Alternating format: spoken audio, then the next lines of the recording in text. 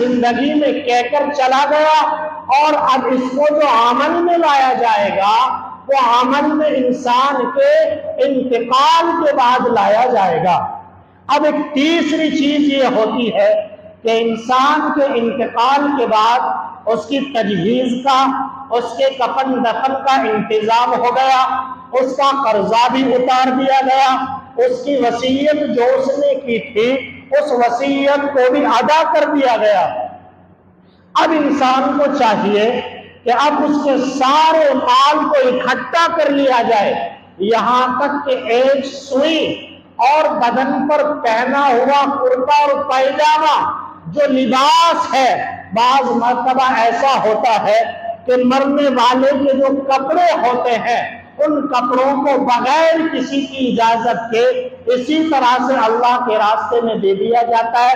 شریعت کہتی ہے کہ نہیں، اگر تمہارے پاس اولاد کو چھوڑ کے گیا تو ان تمام اولاد کی اجازت لینا، ان پہنے ہوئے کپڑوں کو صدقہ کرنے کے لیے بھی یہ واجب اور ضروری ہے۔ اسی کے مد نظر ایک بزرگ کا واقعہ لکھا گیا۔ بزرگ واقعہ یہ لکھتے ہیں کہ میں اپنے شیخ کے پاس جبکہ مرض الوفات میں تھے ان سے ملاقات کے لیے، ان کا حال چال پوچھنے کے لیے گیا۔ رات کا وقت تھا، رات کے وقت میں چراغ کے ذریعے سے روشنی کی جا رہی تھی، آس پاس میں ان کی اولاد بیٹھی ہوئی تھی۔ اچانک اس انسان کا انتقال ہو جاتا ہے۔ انتقال کے بعد ان صاحب نے فوراً جلتے ہوئے چراغ میں پھونک ماری اور فوراً اس کو بند کر دیا گیا۔ پاس میں بیٹھے ہوئے حضرات نے پوچھا کہ حضرت کیا وجہ ہوئی کہ انتقال ہوا؟ انتقال کے فوراً بعد آپ نے چراغ کو بجھا دیا؟ تو حضرت نے جواب دیا کہ جب تک ان کی سانس موجود تھی اس چراغ میں جلنے والا جو تیل تھا وہ ان صاحب کی ملکیت میں تھا، تو انہوں نے اپنی اجازت سے اس سے روشنی کا انتظام کر رکھا تھا۔ اب ان کا انتقال ہوا، انتقال کے بعد ان کے جتنے بھی ورثاء ہیں خود بخود آٹومیٹک آنکھ مچھلے اور سانس ختم ہونے کے بعد فوراً چراغ میں جلنے والا تیل بھی سارے ورثاء کے حق میں ہو جاتا ہے۔ اب اگر میں کسی ایک وارث کی اجازت دی، اگر اس تیل کو جلانے کی اجازت نہ ہوئی تو ہم سب کے لیے جائز نہیں ہے کہ اس جلنے والے چراغ کا استعمال کیا جا سکے۔ اندازہ لگاؤ، یہ ہمیں دیکھنے میں ایک چھوٹی سی بات معلوم ہوتی ہے، ایک سوئی بھی اگر چھوڑ کے گیا اس کو بھی اکٹھا کر لیا جائے، اکٹھا کرنے کے بعد پھر ورثاء میں تقسیم کر دیا جائے۔ اب ورثاء میں تقسیم کس انداز میں کیا جائے، کس طرح سے اس کو تقسیم کیا جائے کہ بیٹے کا کتنا حق ہے، بیٹی کا کتنا حق ہے، ماں کا کتنا حق ہے، باپ کا کتنا حق ہے، یا بیوی کا کتنا حق ہے۔ اب اس کو سمجھنے کی ضرورت ہے۔ ایک شخص کا انتقال ہوا، انتقال اس حال میں ہوا کہ اس کی بیوی بھی موجود تھی، اس کے بچے بھی موجود تھے، اس کی بیوی بھی موجود تھی، تو اس سارے مال میں سے 8واں حصہ، کتنا حصہ؟ 8واں حصہ، جو تقریباً اس زمانے کے اعتبار سے 12.3 پوائنٹ بنتا ہے۔ کتنا بنتا ہے؟ 12.3 پوائنٹ بنتا ہے۔ اس سارے مال میں سے 8ویں حصے کو نکال کر اس کی بیوی کو دے دیا جائے گا۔ کیا کر دیا جائے گا؟ اس کی بیوی کو دے دیا جائے گا۔ اگر بیوی زندہ ہے، غور سے سمجھنے کی بات ہے اور سمجھنے کی ضرورت ہے۔ اس کے علاوہ اگر اس کے ماں اور باپ دونوں زندہ ہیں، اس کے ماں باپ اور دونوں زندہ ہیں یا ایک زندہ ہے، تو سارے مال کو ایک جگہ اکٹھا کیا جائے گا اور 6واں حصہ اس کے ماں اور باپ کے لیے نکال کر ان کو دے دیا جائے گا۔ مسئلہ سمجھ میں آیا؟ اگر ماں اور باپ دونوں زندہ ہیں تب بھی چھٹا حصہ ملے گا، اگر ان دونوں میں سے ایک ہے تب بھی چھٹا حصہ ان کو ملے گا۔ اس کے علاوہ پھر مثلاً کسی کے اگر 4 بیٹے ہیں، کتنے بیٹے ہیں؟ 4 بیٹے ہیں اور 2 بیٹیاں ہیں، 2 بیٹیاں ہیں اور 4 بیٹے ہیں۔ اب 8واں اور چھٹا حصہ نکالنے کے بعد جتنی رقم بچتی ہے، آپ کو میں اس کو اس طرح سے سمجھاتا چلوں کہ اگر کسی آدمی کے ترکے میں 54 لاکھ کی ملکیت ہے، کتنی ملکیت ہے؟ 54 لاکھ کی ملکیت ہے، تو اس 54 لاکھ کی ملکیت میں سے 8واں حصہ جو بیوی کا نکال دیا جائے گا، تو وہ 54 لاکھ میں سے 12.3 پوائنٹ اگر پیسے نکالتے ہیں تو 6,75,000 روپیہ بیٹھتے ہیں۔ تو 6,75,000 روپیہ 54 لاکھ روپے میں سے نکال دیا جائے گا۔ اب باقی بچتے ہیں 47,25,000۔ کتنے بچتے ہیں؟ 47,25,000۔ اب 4 بیٹے ہیں اور 2 بیٹیاں ہیں، تو بیٹوں کو ڈبل حصہ ملے گا اور بیٹیوں کو سنگل حصہ ملے گا۔ تو آپ اس کو ترتیب اس طرح سے دے لیں تاکہ آپ کو بھی آسانی ہو سمجھنے میں کہ 4 بچوں کے ڈبل حصے کو آپ 8 جگہ تقسیم کر لیں۔ کتنا کریں گے؟ 4 دونی 8، 8 جگہ تقسیم کریں گے۔ اسی طرح سے اگر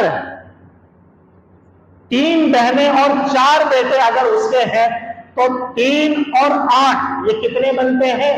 11۔ کتنے بنتے ہیں؟ 11۔ اب ان 47,25,000 روپے کو ہم جب تقسیم کریں گے 11 حصوں میں تو ایک حصہ بیٹھتا ہے 4,29,545 روپے۔ کتنا بیٹھتا ہے؟ 4,29,545 روپے۔ تو 4 بیٹوں میں سے ایک بیٹے کے حصے میں جو رقم آئے گی وہ 8,59,090 روپیہ آئے گی۔ کتنی آئے گی؟ 8,59,090 روپے، 59,090 روپیہ آئے گی۔ تو اس طرح سے ان کی رقم بیٹھتی ہے 4 بچوں کی 34,36,360 روپے۔ اب اسی طرح سے ایک بیٹی کے حصے میں کتنا آیا؟ 4,29,000، اور بیٹے کے حصے میں کتنا آیا اس کا ڈبل؟ 8,59,000 روپیہ۔ تو 8,59,000 روپیہ، تو 4 بچوں کو 47 لاکھ میں سے 34,36,000 روپیہ اور 3 بیٹیوں کو 12,88,000 روپیہ۔ یہ 56 لاکھ میں سے ہم نے اس کو ڈیوائیڈ اور تقسیم کر دیا ہے۔ یہ تو مثال کے طور پر آپ کو سمجھا دیا گیا ہے۔ اس کے علاوہ آپ تمام کی تمام ملکیت کو ایک جگہ اکٹھا کر لیں۔ زمین آپ کے پاس ہے، زیورات آپ کے پاس ہے، اگر زیورات تقسیم کرنا چاہتے ہیں تو وہ بھی اسی طرح سے تقسیم ہوں گے۔ زمین تقسیم کرنا چاہتے ہیں تو زمین بھی اسی طرح سے تقسیم ہوگی، یا ان تمام کی ملکیت کو ان کا اندازہ آپ روپیوں سے بھی لگا سکتے ہیں۔ اب روپیوں کا اندازہ اس انداز میں کر لیں۔ صاف ستھری بات یہ ہے کہ اگر مرنے والا اپنے پیچھے اپنی بیوی کو چھوڑ کے گیا ہے تو ملکیت میں سے 12.3 پوائنٹ یعنی 8واں حصہ بیوی کا ہے، اور اگر اس کے ماں باپ بھی ہیں تو 6واں حصہ ماں اور باپ دونوں کا ہے، اور پھر اس کے بعد میں جو پیسے بچتے ہیں ان میں سے ڈبل حصہ لڑکے کا ہے اور اس کا سنگل حصہ لڑکی کا ہے۔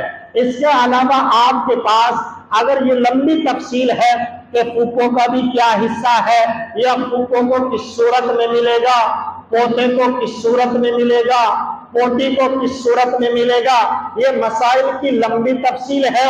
یہ تو تاکہ آپ کے ذہن میں بات آ جائے اور آپ کو آپ کی نصیحت کے لیے کیونکہ اس وقت میں سب سے بڑا فتنہ بھائیوں میں اور بہنوں میں آپس میں اگر کسی بات کو لے کے ہوتا ہے، جھگڑا اگر کسی چیز کو لے کے ہوتا ہے تو وہ چیز ہوتی ہے وراثت۔ اس لیے میرے بھائیوں، اگر ہم اپنے آپ میں اتفاق، اتحاد، پیار، محبت دیکھنا چاہتے ہیں، اپنے گھروں کو جنت بنانا چاہتے ہیں، تو قرآن نے اور شریعت نے جو وراثت کے متعلق چیزیں بیان کی ہے، اس وراثت میں زیادہ تاخیر نہ کیا جائے۔ وراثت تقسیم کرنے میں ہم تاخیر بھی کرتے ہیں۔ فقہاء نے لکھا کہ انتقال کے 3 دن کے بعد جتنا بھی زیادہ جلدی ہو سکتا ہے وراثت کو تقسیم کر دیا جائے، کیونکہ ہماری سوچ یہ ہوتی ہے اس وقت میں، اگر ہم 2 دن کے بعد یا 3 دن کے بعد وراثت کو تقسیم کرتے ہیں تو ہمارے گھر کے بوڑھے باڈے اور چچا تاؤ یہ اس وقت میں بڑے پیار کا، محبت کا اور ہمدردی کا اظہار کرتے ہیں کہ یار ابھی کل پرسوں تمہارے باپ کا انتقال ہوا، ابھی اس کا کفن میلا نہیں ہوا، اس کی میت کے قدم میلے نہیں ہوئے، فوراً آپ جو ہے اپنے باپ کی وراثت کو تقسیم کرنے میں لگے۔ نہیں میرے بھائیوں، یہ میری اور آپ کی بنائی ہوئی بات ہے۔ جتنا بھی زیادہ جلدی ہو سکتا ہے، آپ کے والد کا کفن میلا ہو یا نہ ہو، جتنا بھی زیادہ جلدی ہو سکتا ہے اس کی وصیت اور اس کے قرضے کی ادائیگی کے بعد فوراً یہ کر لینا چاہیے کہ تمام بھائیوں اور بہنوں میں جو برقع کو چھوڑ کے گئی ہے اس وراثت کو تقسیم کر دیا جائے۔ کہیں ایسا نہ ہو کہ ہم بھول میں، چوک میں، کیونکہ انسان مال کی محبت میں اتنا زیادہ مست اور مدن ہو جاتا ہے، وَتُحِبُّونَ الْمَالَ حُبًّا جَمًّا، انسان کے اندر نفرت اور دراڑ اور فتنے کی چیز اگر کوئی ہے تو وہ مال کی محبت ہے۔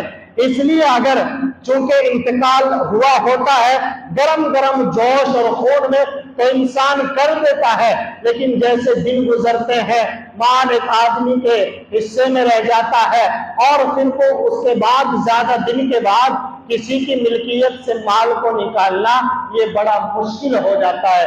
اس لیے باپ کے انتقال کے بعد جتنا بھی زیادہ جلدی ہو سکے ہم کوشش کریں کہ اس ورثہ میں وراثت کو تقسیم کر دیا جائے۔ اس کے علاوہ اگر کسی کو اور مسائل وراثت کے تعلق سے درپیش آئے تو وہ الگ سے وقت میں بھی معلوم کر سکتے ہیں۔